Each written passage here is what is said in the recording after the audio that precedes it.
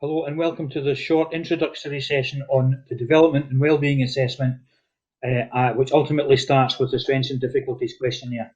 This short informative introduction is brought to you by Bill Colley and myself. We have both been advocating for this increased use in this accurate, objective, proficient tool now for some time. It is tried and tested, being used on millions of children and young people globally. There are more than 4,500 academic citations. 80% reduction in per capita cost for mental health and screening assessment. Now we have your attention. Now is the time to increase this tool usage, especially in the current climate of COVID. After this brief intro, we will be in the middle to late October bringing you a webinar. Our contact details are at the end of this session, so please use them to make us aware that you wish to be aware of when the webinar is. Thank you. Let me start with some what ifs. What if there was a tool that enables early identification for both potential condition and early intervention supporting the individual, parents and carers and practitioners towards solution supports that would you welcome it? What if I told you there was an accurate, cost-effective, supportive process available that supports diagnosis of various neurodevelopment conditions, that psychiatric disorders, would you welcome it? What if I told you that the comprehensive assessment could be achieved within 2 to 4 weeks rather than 1 to 2 years? Would you welcome it?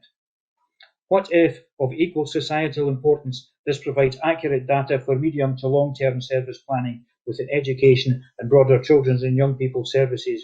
Would you use it? What if I also told you that this was designed by a British university team, was a diagnostic tool used by the NHS in the survey of mental health and care for looked after children in England and Wales in 2017, is used in 29 countries and is highly recommended by the National Institute of Mental Health in the United States, yet in the UK it is underutilised? Would you be surprised?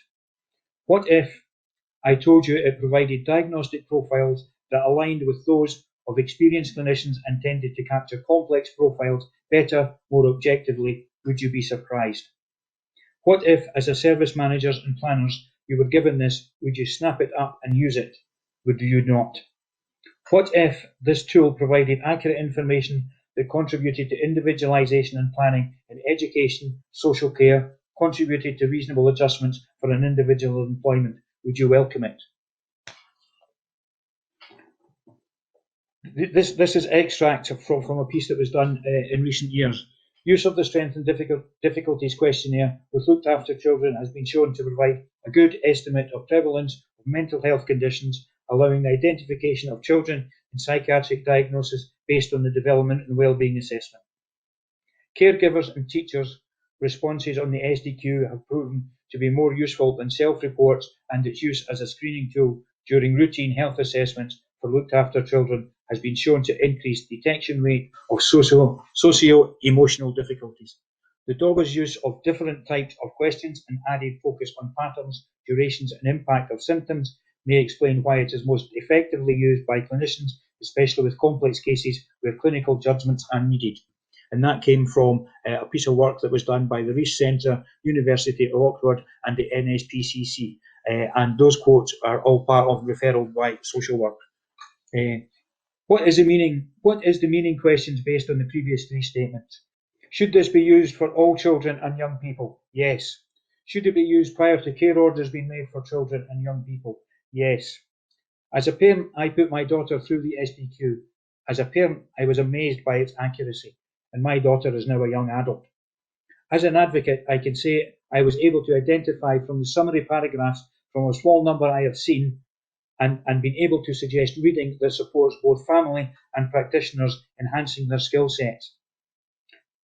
This is a practice incorporation that is cross-policy, cross-boundary, cross-practice, non-bureaucratic increase that is a societal investment, triple beneficially to people, practitioners and the public purse. So why are we not using this tool?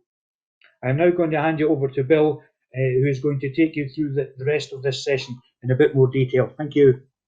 Thanks, Tom. Tom sort of outlined why we think that the DORBA incorporating the SDQ could radically change the experience of the patient pathway. And as an independent consultant, I came across this first because I was quite dissatisfied by what I was seeing when parents were coming to me, very frustrated about the wait times that they were involved in, about inconsistent diagnoses and about incomplete diagnoses. So a young person getting a diagnosis of, let's say, ADHD age 7, and then maybe 4 or 5 years later being assessed for autism and then being given that diagnosis.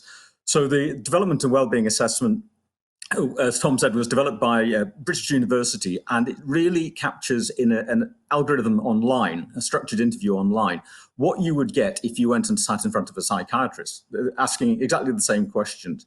But this time doing it in a very consistent way. Because it's an algorithm, you're not getting clinical bias or clinician bias.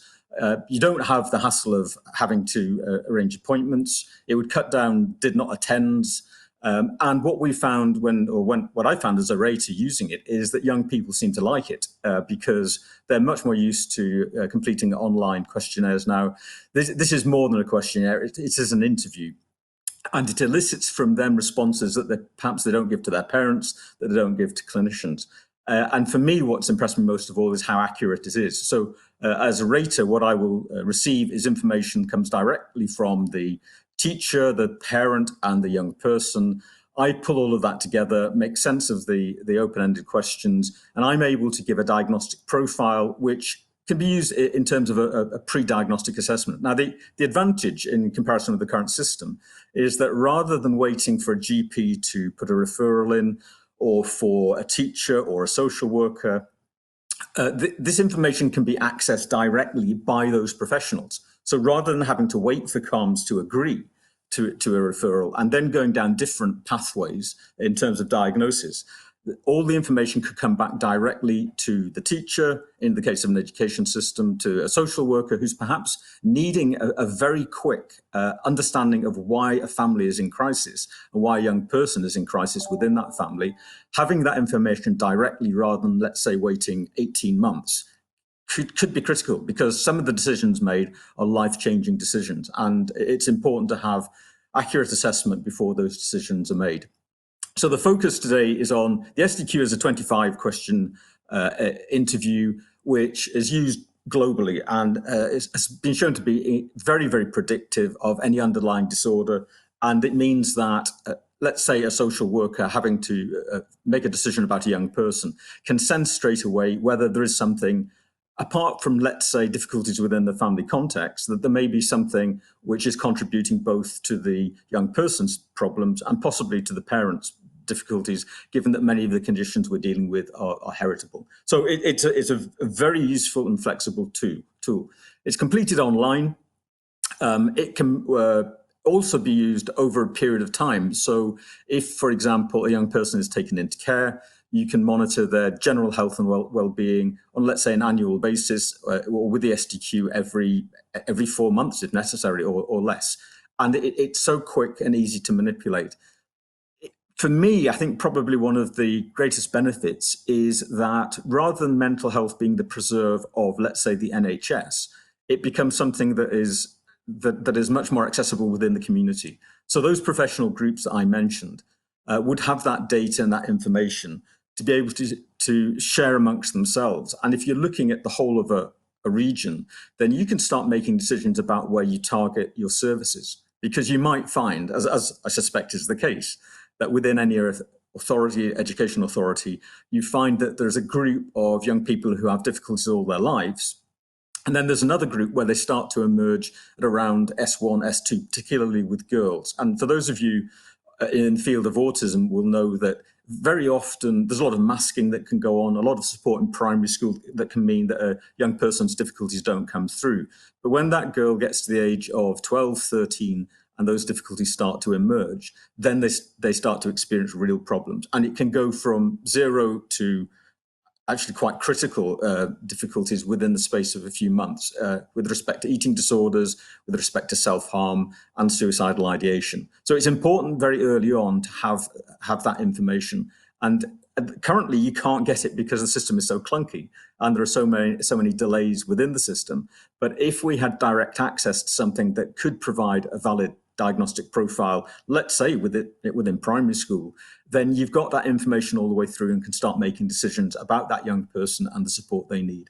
And one of the key, I think, advantages for me is that that you don't have to answer every single question. So there are skip questions, which mean that if there are no anxiety difficulties there, you don't have to answer a load of questions about those difficulties. It focuses on what the parent or the young person feels are the critical factors. And to give you an example of why young people seem to respond well to this, in the very first DORBA I ever conducted was with an 18-year-old girl where the diagnostic profile was very uncertain. She had conflicting diagnoses, and that was part of the problem.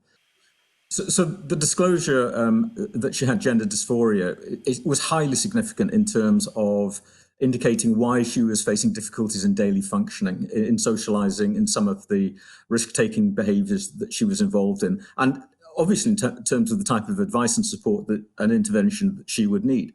So young people find it much more comfortable to disclose information like that online than they might do in a clinical setting. And that's one of I think the major advantages of it. So the DORBA, in summary, it's very accurate. It cuts out a lot of inconsistency in diagnoses and all bias because it's an algorithm.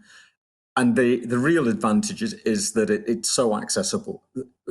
People often are either they're put off through referrals aren't put through by a GP or they're turned away.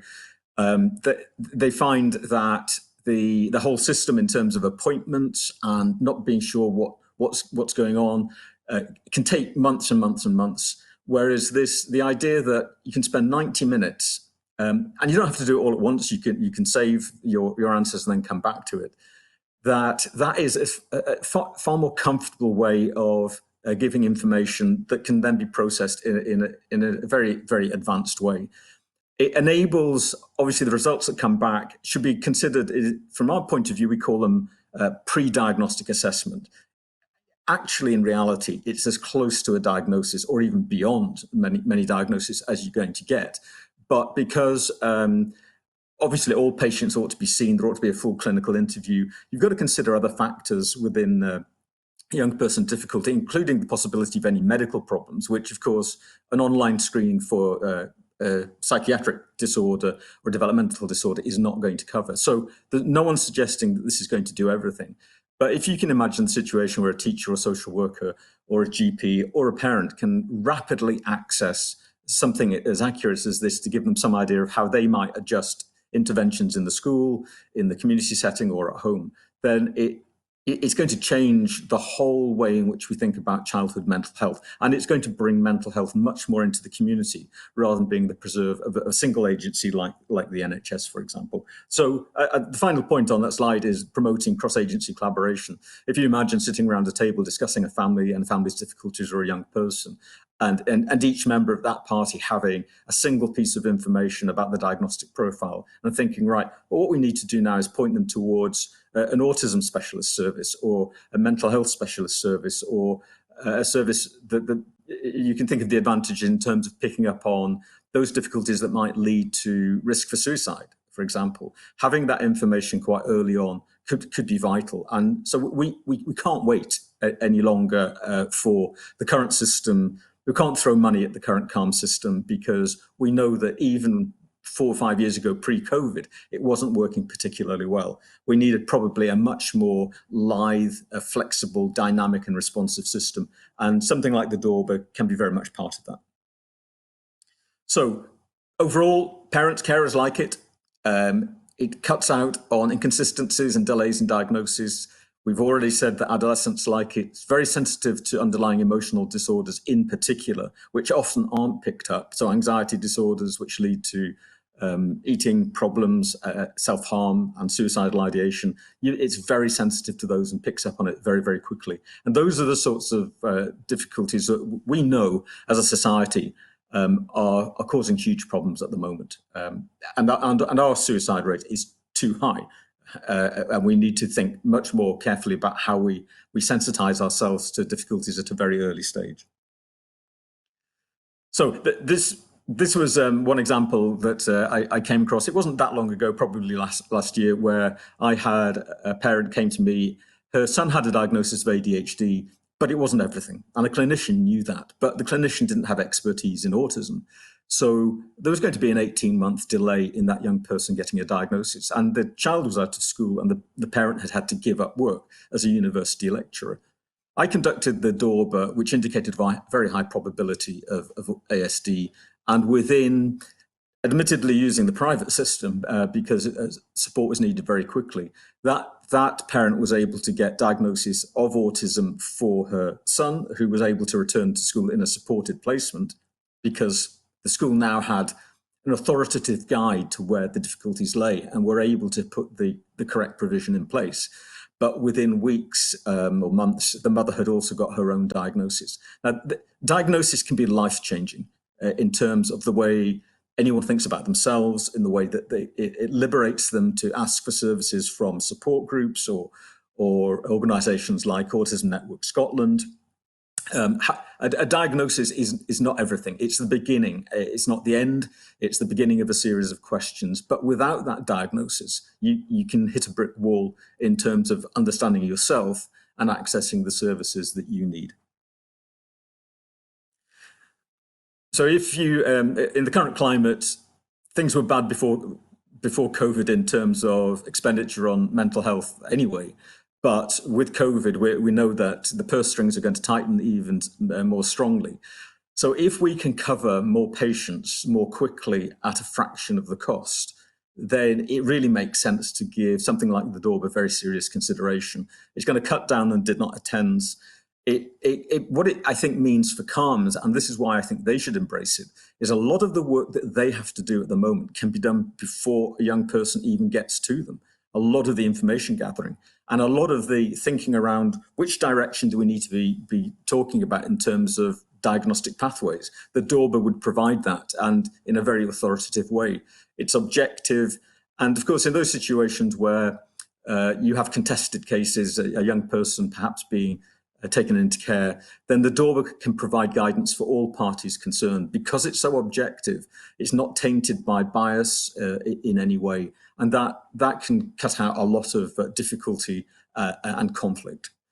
So it promotes early intervention. Well, we all know that early intervention is the key, it's the mantra at the moment. It allows early signposting to services. It promotes a lot of multi-agency collaboration. The beauty for parents is that it's completely confidential. So as a rater, the only thing I need to know is a parent's gender and age. I don't need to know any other information about where they live or anything else like that. But of course, we're now living in a multicultural society where we're also dealing with lots of different languages. It's already been translated into 25 languages. You still need that language translation to do the rating, but not necessarily to conduct the interviews, because the interviews can be provided in the language that's needed. So yeah, I think what both Tom and I really feel is that we need to think out of the box. We can't go along with the same old model. We shouldn't really be investing in a model which never really worked that effectively and wasn't really sympathetic to the needs of either the professionals involved in young people, the young people themselves, or the parents. And something that is much more attuned to what they need is probably what we need. If we can do that and provide a much, much better service, but also at a fraction of the cost, then to me, it's a no-brainer. Thank you.